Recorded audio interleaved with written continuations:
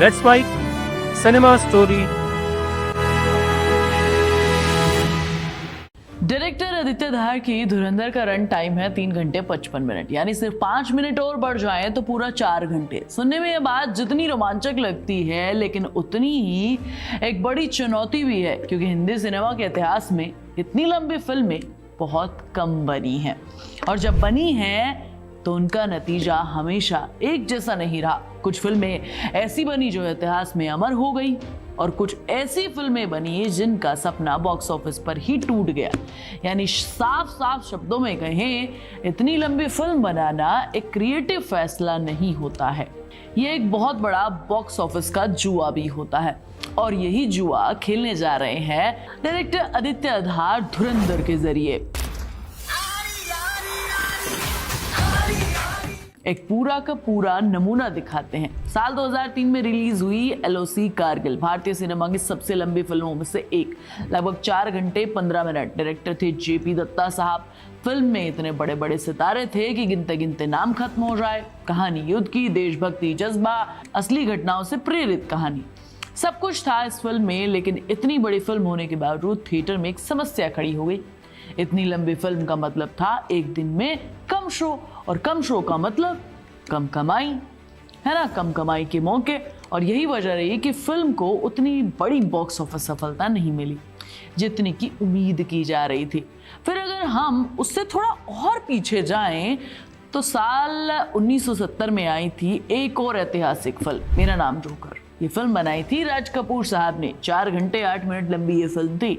ये फिल्म उस समय के हिसाब से बहुत बड़ा प्रयोग थी, लेकिन रिलीज के समय ये फिल्म फ्लॉप हो गई। लोगों को फिल्म बहुत लंबी लगी, लोग थिएटर से बाहर निकलकर थकने लगे, नहीं पसंद आई, और बॉक्स ऑफिस पर उम्मीद के मुताबिक ही प्रदर्शन नहीं कर पाई। हालांकि बाद में यही फिल्म क्लासिक भी बन गई। आज इसे हिंदी सिनेमा की महान फिल्मों में गिना जाता है। लेकिन फिर आता है एक और एग्जाम्पल, साल 2001 जब रिलीज हुई लगान। डायरेक्टर आशुतोष थे और मुख्य भूमिका में थे हमारे पास आमिर खान। इस फिल्म का रन टाइम लगभग 3 घंटे 53 मिनट के आसपास का था, यानी 4 घंटे। लेकिन यहीं से कहानी बदल गई। ये फिल्म न सिर्फ भारत में बड़ी हिट हुई, बल्कि ऑस्कर तक पहुंच गई। हम सब लोगों ने परवाह ही नहीं की, क्योंकि कहानी इतनी मजेदार थी, है ना। हमें लगा ही नहीं कि 4 घंटे कब खत्म हो गए। और याद करो, रणवीर कपूर की एनिमल का रन टाइम भी 3 घंटे से कहीं ज्यादा था। उस टाइम पर भी ये सवाल उठे थे कि इतनी लंबी फिल्म, लेकिन कहानी भी उतनी ही मजबूत होनी चाहिए कि हमें पता ही ना चले कि भैया 3 या 4 घंटे बीत गए हैं। एनिमल के साथ भी ऐसा ही हुआ, 900 करोड़ से ज्यादा की कमाई की, है ना। यानी कि इन सारी बातों में एक इंटरेस्टिंग बात है, अगर फिल्म लंबी है तो भाई बड़ी क्लासिक भी बनती है, बड़ा रिस्क भी साबित हो सकती है। अगर कहानी में दम है तो फिल्म चल जाएगी। और यही दिक्कत अभी धुरंधर के साथ भी खड़ी हुई है। धुरंधर द रिवेंज, पहली फिल्म धुरंधर ने बॉक्स ऑफिस पर बड़ी सफलता हासिल की। उस फिल्म में रणवीर सिंह के कैरेक्टर और कहानी को इतने बढ़िया तरीके से दिखाया गया है कि सबको बहुत पसंद आया। सीक्वल ऑलरेडी बहुत हाइप बना चुका है, लेकिन इस बार सिर्फ कहानी इतनी नहीं है, बल्कि पैमाना भी बहुत बड़ा हो गया है। कास्ट में संजय दत्त हैं, अर्जुन रामपाल हैं, आर माधवन जैसे बड़े बड़े नाम हैं, डायरेक्टर आदित्य धार हैं। इसे एक सिनेमेटिक इवेंट के तरीके से फिल्म बनाना चाहते हैं। लेकिन असली सवाल अभी भी वहीं खड़ा है। आज के टाइम में हर किसी के पास नेटफ्लिक्स, अमेज़न प्राइम, बाकी ओटीटी प्लेटफॉर्म्स हैं। जब लोग घर बैठे पूरी वेब सीरीज देख लेते हैं, तो क्या वो दर्शक एक जगह पर बैठकर 4 घंटे की फिल्म देख पाएगा या नहीं देख पाएगा?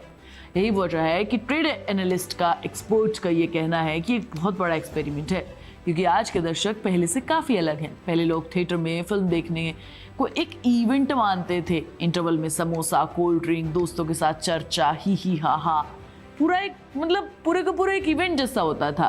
लेकिन आज की दुनिया में हम सबके पास बहुत विकल्प हैं, बहुत ऑप्शंस हैं। अगर कहानी थोड़ी विधि में लगी तो हम कहते हैं कि चलो यार बाद में काट काट के देख लेंगे ओटीटी पे, है ना। तो भाई आज की डेट में और तब की डेट में बहुत ज़्यादा ऑडियंस का टेस्ट बदल चुका है। इतने टाइम में तो हम ये सोच लेंगे भैया घर पे बैठ के वेब सीरीज़ के 2 एपिसोड निपटा लेंगे। अब फैसला आप लोगों के हाथ में है कि आप इस फिल्म को लगान की तरह इतिहास बनाएंगे, या फिर मेरा नाम जोकर की तरह आने वाले समय में आप इसे एक जोकर के तरीके से साबित करेंगे। तब हिट नहीं हुई, लेकिन बाद में क्लासिक बन गई, है ना।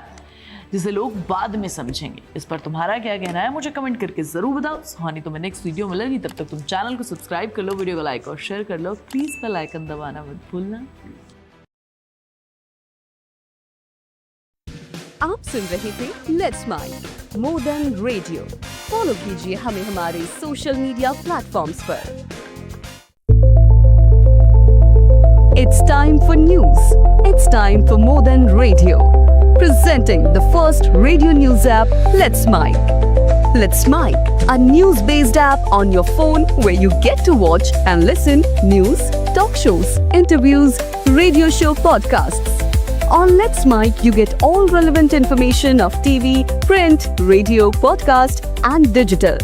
Let's Mic talks about every segment of life.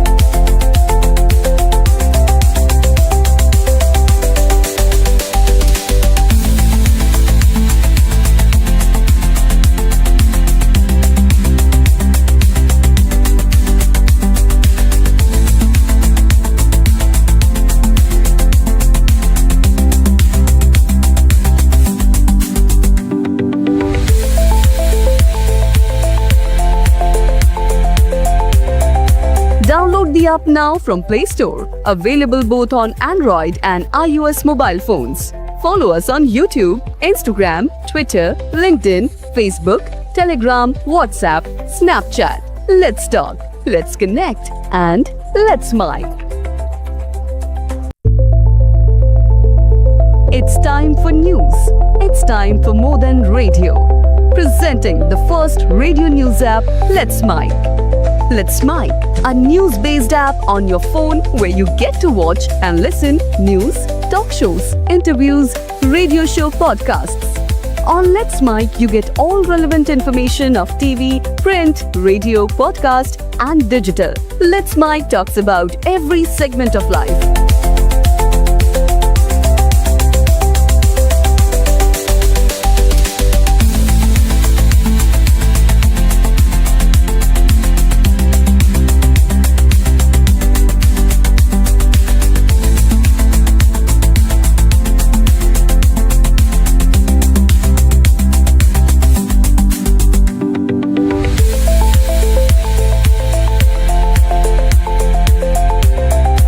Download the app now from Play Store. Available both on Android and iOS mobile phones. Follow us on YouTube, Instagram, Twitter, LinkedIn, Facebook, Telegram, WhatsApp, Snapchat. Let's talk, let's connect, and let's mic.